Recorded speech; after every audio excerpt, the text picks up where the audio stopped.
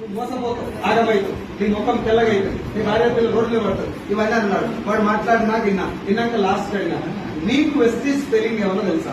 తెలుసు. చెప్పురా అన్న. డబ్ల్యూ అన్నాడు. వెస్టీజ్ ప్లాన్ తెలుసా? తెలియదు. ప్రొడక్ట్ వాడినవా? వాళ్ళే. డైరెక్ట్ సెల్లింగ్ తెలుసా?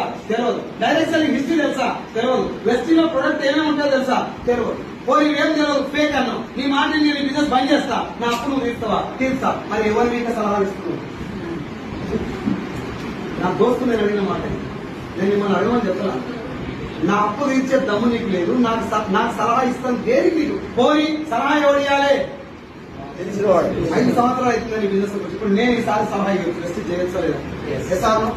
ఈసారి మీడియం బిజినెస్ చేస్తాను, ఏం పని చేస్తాను? ప్రైవేట్ ఆర్గనైజేషన్ ఏదో జాబ్ చేస్తాను. ఆ జాబ్ గురించి నాకు తెలియాలంటే నేను అడగా సార్ ఈ బిజినెస్ చేస్తాను. ఈ పోషిడీ వాడికి గెలవడం